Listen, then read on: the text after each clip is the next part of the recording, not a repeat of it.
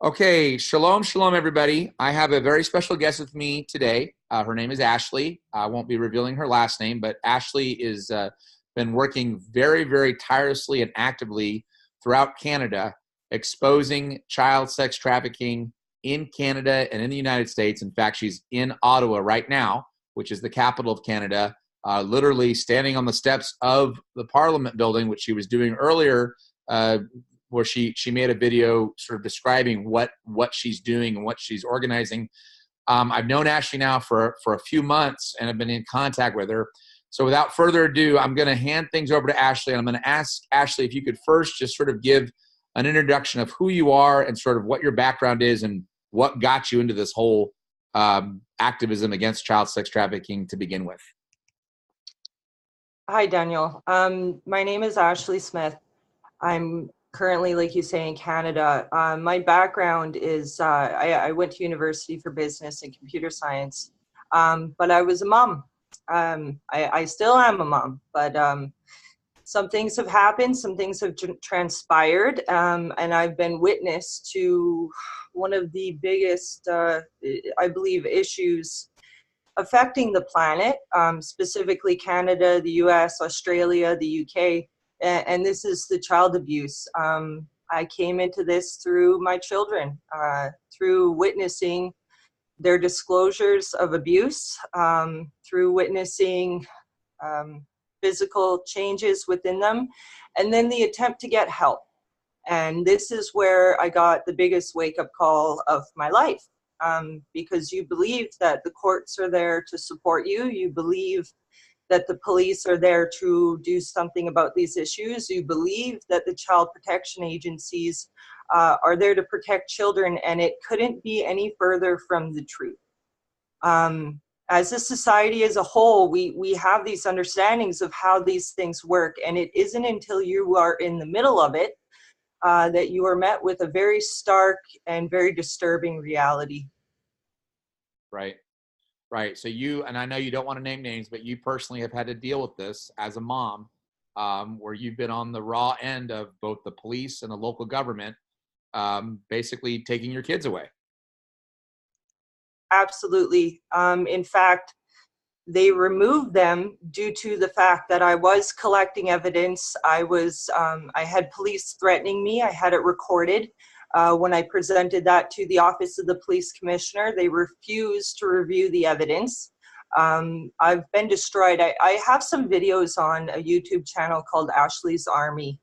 Two are very poignant. The one you spoke about in front of the Parliament building, and then the playbook. And I would direct people to go have a look at the playbook. I had written it out at the time, and it's a lot easier to kind of go play by these things. But since that has happened, I've been in touch with some really amazing women across Canada and the United States that have been through the same process that I have, that have very similar stories, that have collaborative evidence regarding the corruption going on within our police centers, our court centers, our child protection agencies. And it seems to be that certain families or certain names can do no wrong. And there's some major protection going on with some very bad actors all over the country and the world, for that matter. Yeah, absolutely. I'm going to make sure I link directly to your YouTube channel, Ashley's Army, right below this video. So subscribers can just literally, right below this video, guys, the very first thing you'll see in the description box is you will see Ashley's YouTube channel. And she has, it looks like right now, she has 3 videos up. She has the playbook that she's talking about. Then she also has Ashley at Parliament, where literally she's standing in front of Parliament in Ottawa. And then she has another one called Stand Up For. So I will post that right below. Ashley, if you can go into more detail about this group of women that you formed and kind of what you guys are doing. Absolutely. This came together just by circumstance, by being in the situations we are. When you're caught in these situations, one of the first things that the system and the abusers do is isolate you. They spread lies and rumors. They attempt to give you a mental health distinction through false reports. The police are guilty of this as well. So we came together to support each other, to let each other know that you're not alone, that, you know, these things are happening systemically.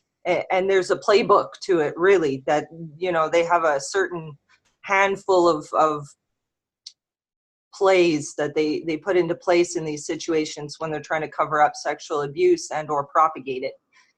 So we came together as a group, God-fearing individuals that are there to support each other. It started off as a prayer group, but it's morphing into, and there's some other opportunities there. But I'm offering this to other people who've been through similar situations as a way to document your cases if you need to have it anonymous. I know some of the women in the group are under gag orders.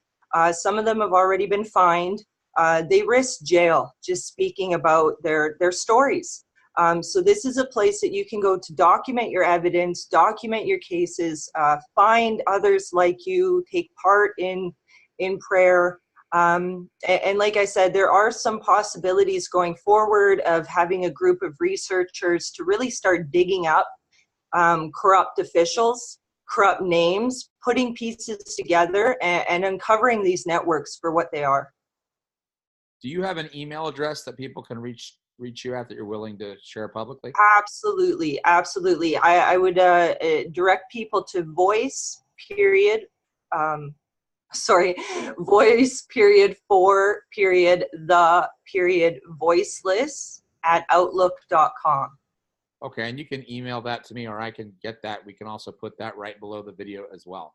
That would be great. That would be great. Okay, so tell us a little bit. Now you're in Ottawa right now, correct?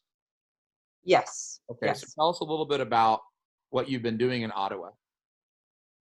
Well, I originally came here because the system I was dealing with where I was, it was very small, and it was made very clear to me that the ministry, the police, and the court were all working hand in hand in order to obfuscate these issues. There was no way I was going to get any kind of justice or being heard, that the court had intentionally disregarded clear evidence of the sexual abuse of very young children and provided the children to an abuser.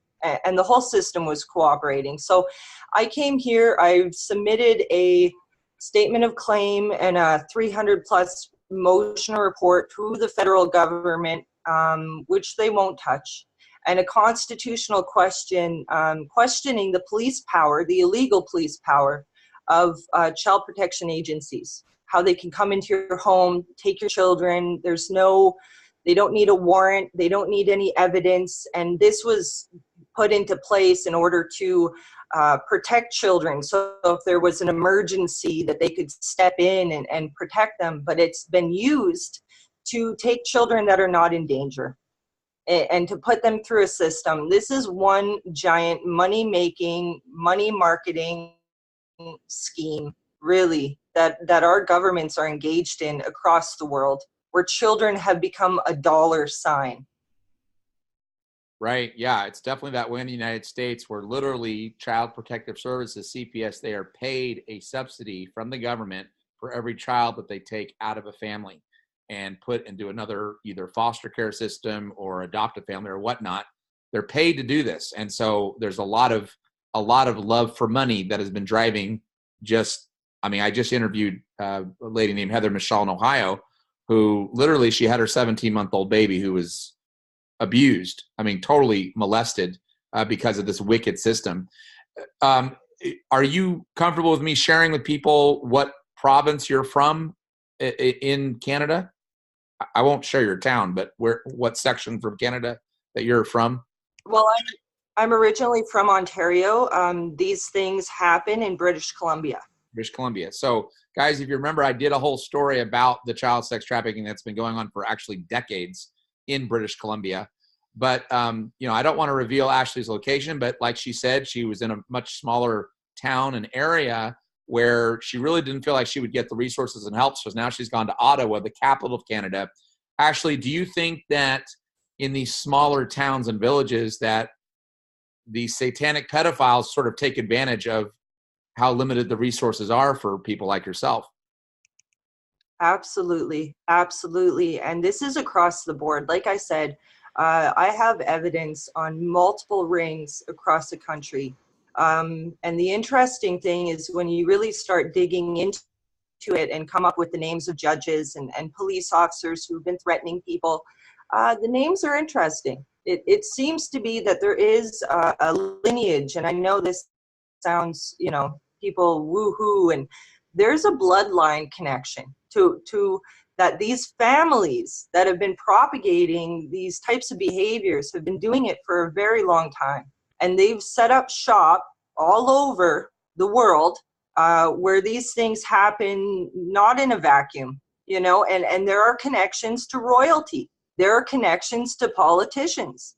And these are the ones especially that I've come across that are destroyed. These are the ones they go after the hardest. When you start figuring out that these connections run deep, really deep, then you are automatically, they target you. They target you for ultimate destruction, because as long as you have a voice, there's a fear. And this is one of my main reasons for developing this group, because together there is safety in numbers. And that's one of the main things that they do, is they isolate you to destroy you, that you don't have help. And I want to make an offer to those out there who may be experiencing similar things, that we're here. We're here for you. We'll hear your story. That's another thing. A lot of these women, they tell the basis of their story, and people think they're crazy. They think that this couldn't possibly be the case. And there's usually a lot more to the story. So this is a place where you can find other people who understand that you are telling the truth. You are not crazy, and you're not alone. Absolutely. Absolutely. Yeah, I mean, I did a video a number of weeks ago exposing Justin Trudeau and his father, who had the organization that just was rife with pedophilia, satanic pedophilia symbols. Justin Trudeau himself has had so many associations with satanic pedophiles, and the horrible curriculum that thankfully was rolled back recently, but the horrible curriculum that he promoted, that just, I mean, I read some of this stuff that they were teaching just even little kids in Canada in the public school system, and it's stuff that you wouldn't even as an adult feel comfortable reading some of this stuff. It's so graphic and gross, the sex type of material exposing to these little children. It's just it blew me away. This is normal to them. This is something that I was exposed to with this family who's come after me, that they were flags. I didn't quite understand what I was looking at, but the things that they say, the things that they believe are normal, the way that they behave, they are raised this way. And I have an interesting story that, when I was in court one of these times, the uncle-in-law was there, and in the outside of the court, he was sitting there chatting, and he was bragging about this little Dr. Island. He kept saying it. He was talking about how there was a native tribe really close that were very dark in complexion. And I'm sitting there thinking, what does this matter? But he's flaunting it. So I went home and I did a little research, and it turns out it's not Little Dr. Island, it's Little Dr. Lake. It's in the Northwest Territories, and it's actually a hot spot. It's a fly-in only lake. So he was bragging about flying up there. It's a fly-in only lake that is it's a hot spot for Prince Andrew, Prince Charles, and Daddy Trudeau. Go figure. So what is the connection here?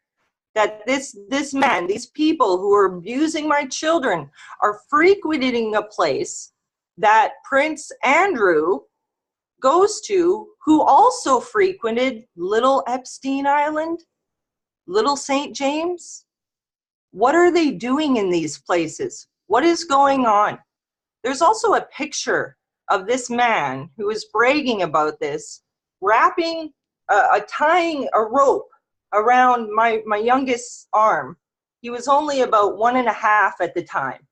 And they put it online as if some kind of cutesy picture, and he's got this rope wrapped around his arm, and he's holding it on 2 ends. And they tried to say, he was just teaching him how to tie a knot.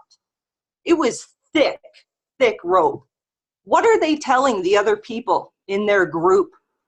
What are they communicating? But we're crazy for even thinking it. What reason would you have to be putting that picture on, social media as some kind of cutesy little thing? Something is very wrong here.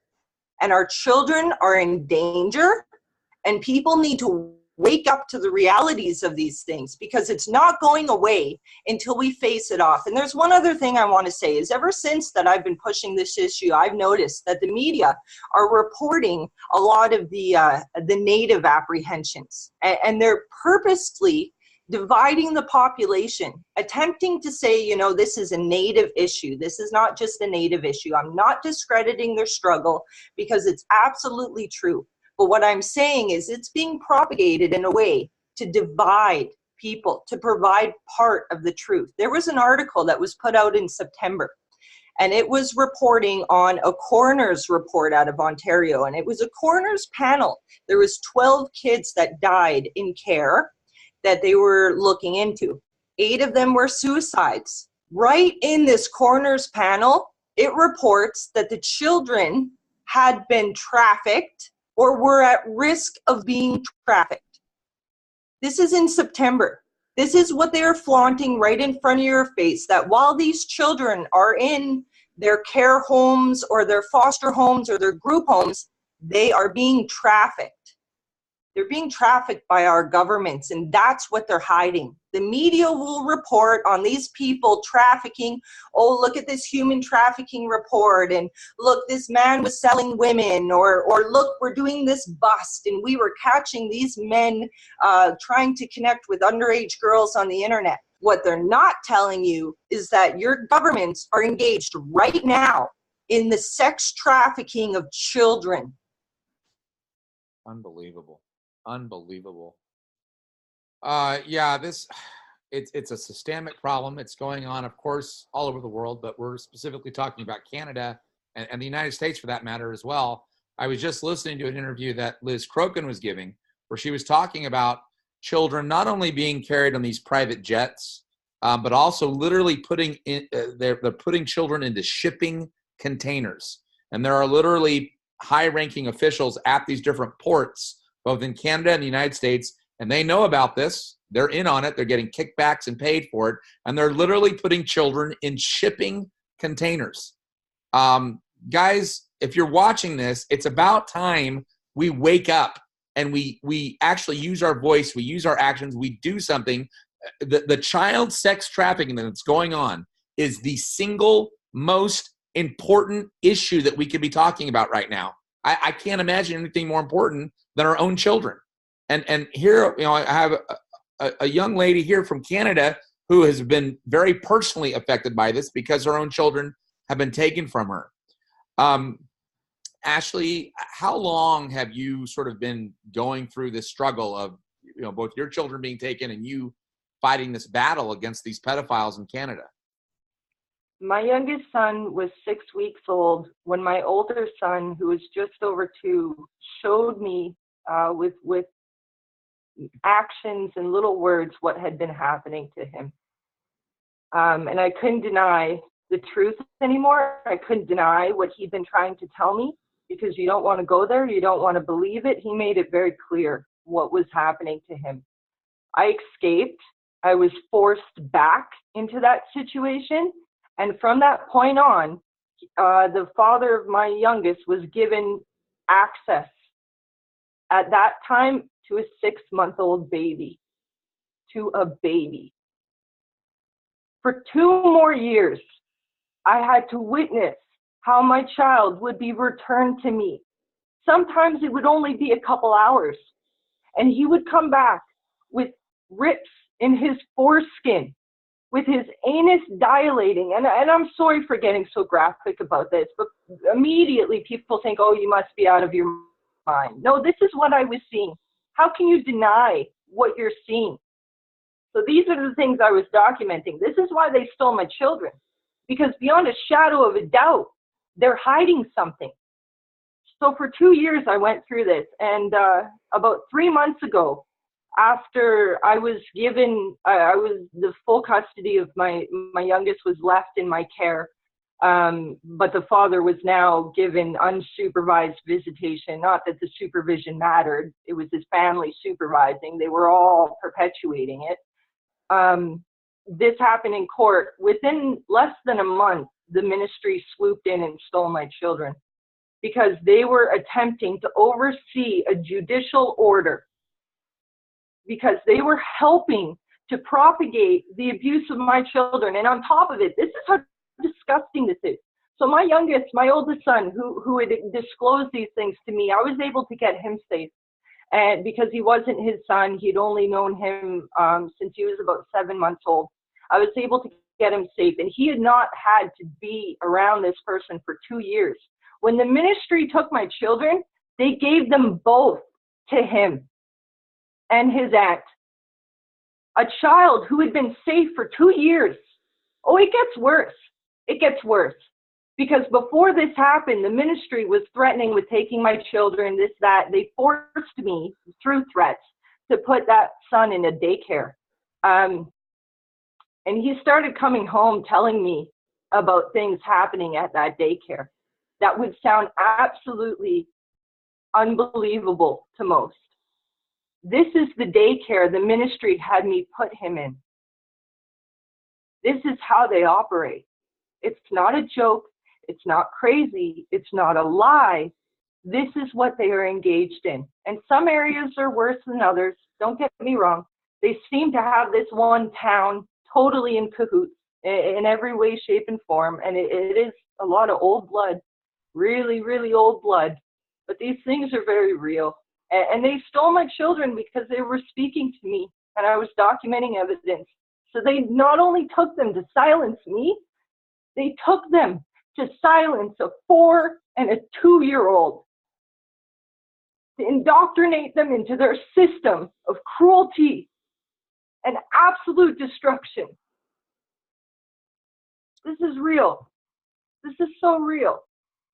And guys, if you're doubting this at all, I want to just say that her story has so many parallels to what's going on with the Hampstead case, if you know about that, which is a very famous case. But there's a Hampstead case going on in the UK right now, where almost the exact same thing has happened, where these 2 little kids who were very obviously brutally raped and molested and abused.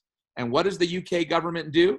They put them in the custody of Ricky Dearman, who is a satanic pedophile, just like they've done with her, where they took their kids, gave it to the father, who very obviously has been abusing them, and went out of their way to protect him.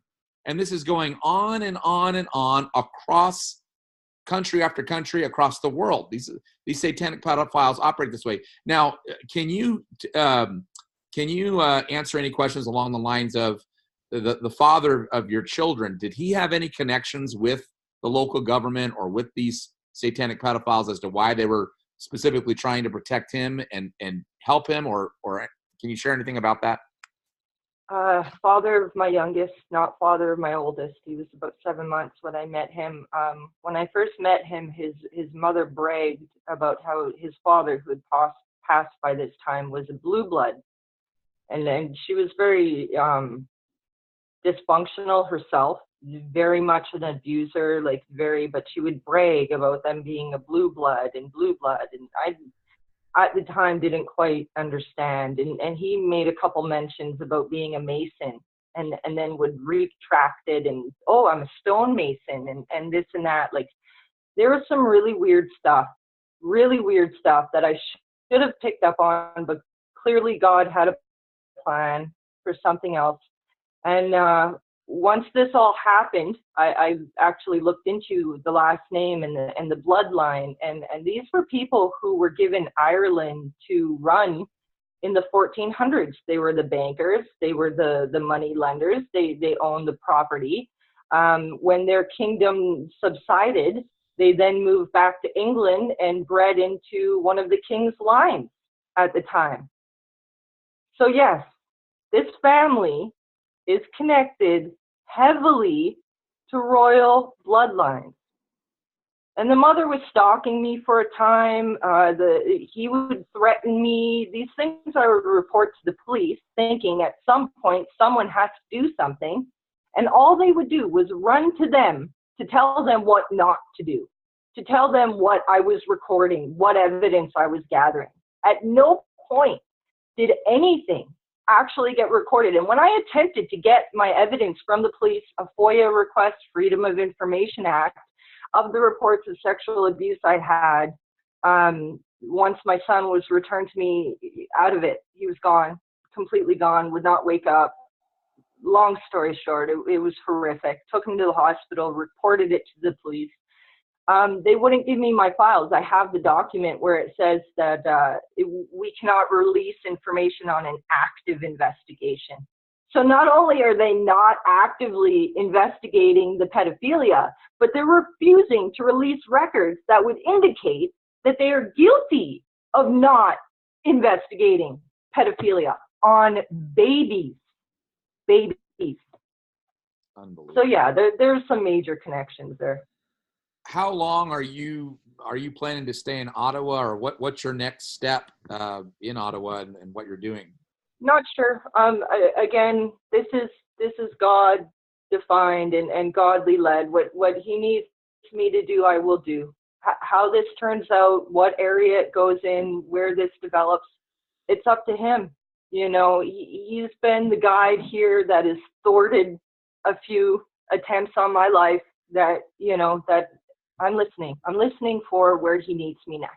And that's why I'm here with you tonight, Daniel, is that someone needs to be a voice. Someone needs to speak up about these things. And I'm also speaking for some of the other mothers that are standing behind me but cannot speak for fear of going to jail, for fear of, you know, losing any contact with their children. I've been forced into a position where I can't have contact with my children because the people that control them are running this whole program. So it would just give them an opportunity to make more lives. I had that police officer who threatened me, who I've recorded, make a false claim, who claimed that I called in and gave this ridiculous report. And this is what they ran with to the judge. There's no recording of it. There's no physical because it never happened. These are police officers who are criminals. Criminals. Right. Yeah, they are criminals. They're probably, well, a lot of them are pedophiles themselves and working. Bingo.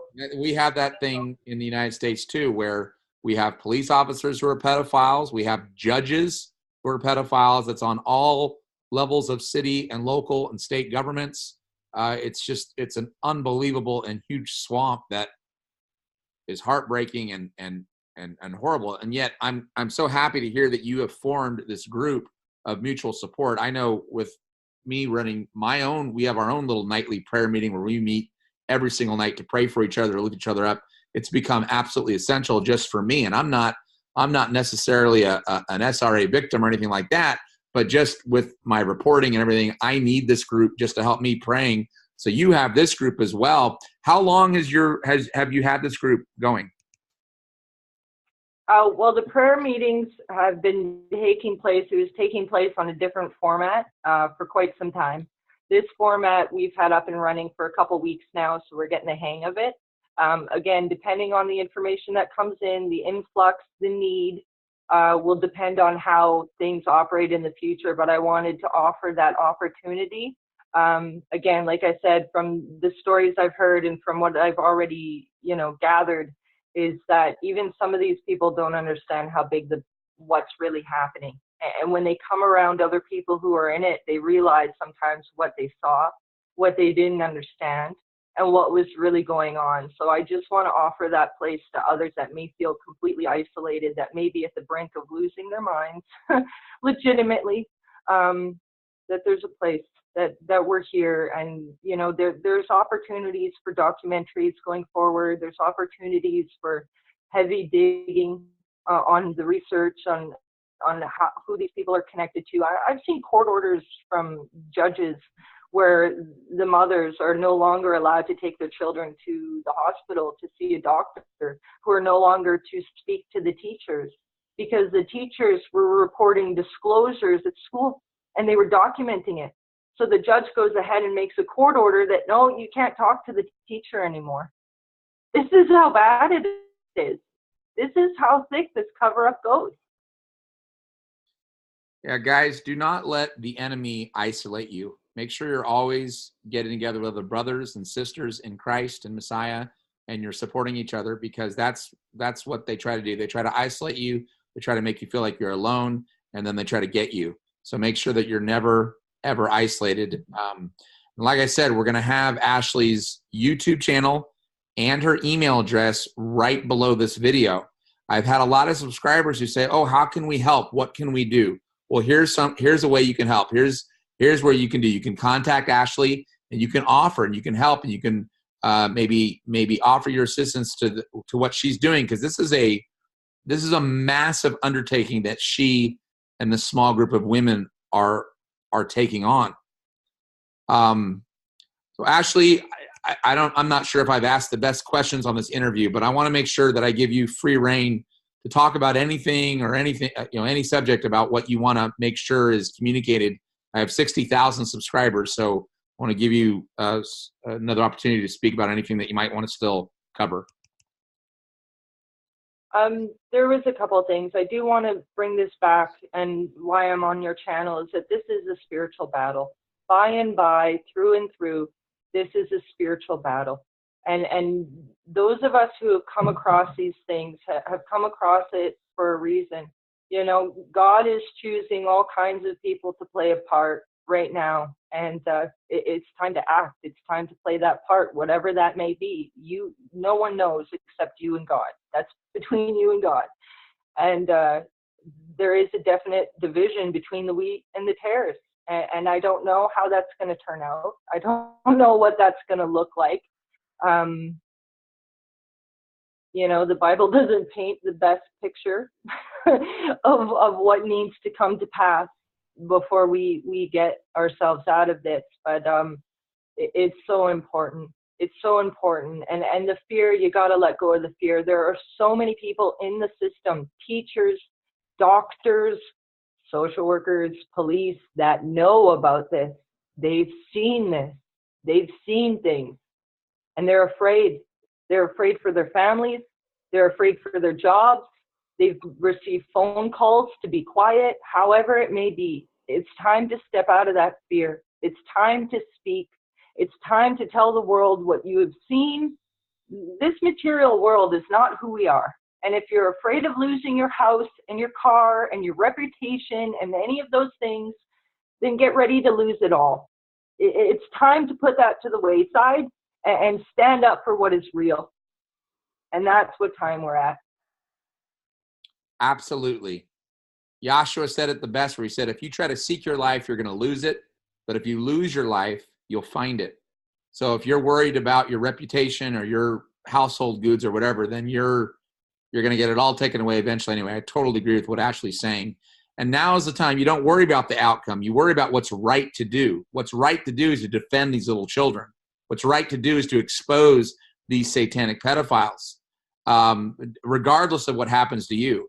We're to do the right thing, and you've got to be covered in the blood of Jesus, of the Messiah. You've got to be filled with the Spirit, armored in His Word, if you're going to engage in this battle. That's absolutely important.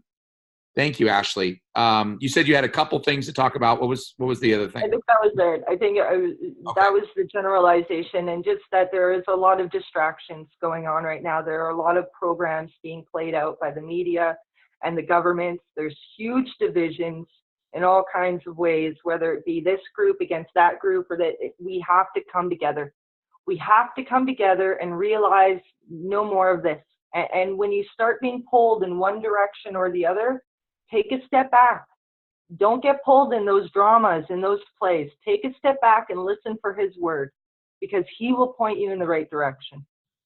Amen. And guys, all through His word, from Genesis to Revelation, He says He defends the poor, the fatherless, and the orphan. So these little children, these little babies, these are the first and foremost on His mind, according to His own word. And so we definitely need to be out there striving to protect these people. People think that it was way back in ancient biblical times that they were sacrificing children Well, yeah, they were sacrificing children on altars of stone. Now it's a lot more hidden. They do it in the shadows. Now they figured out how to go into the most holy place of all, the mother's womb, to sacrifice these children. And there's organ harvesting going on. There's adrenochrome. There's all this blood ritual sacrifice, satanic sacrifices going on. All this stuff going on, and it's all tied into this child sex trafficking.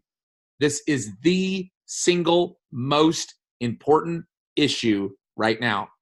And if you call yourself a Christian, if you call yourself someone who's a follower of Christ, of Messiah, you need to be engaged in this battle. Absolutely.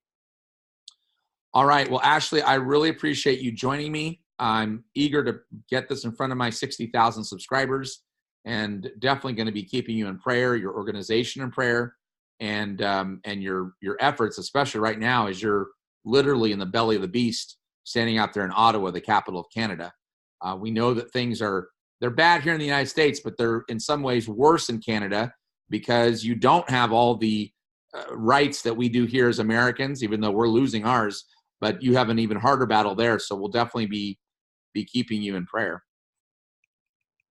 Thank you, Daniel. Thank you for this time tonight, and thank you for your the use of your platform and for being a voice for the voiceless. Absolutely. And when you have some more updates on how Yah's leading you and what you're doing in Ottawa or elsewhere throughout Canada, we'll definitely have you on again on this program. Awesome. Thank you. All right. Thank you, guys. Thank you for watching. Shalom.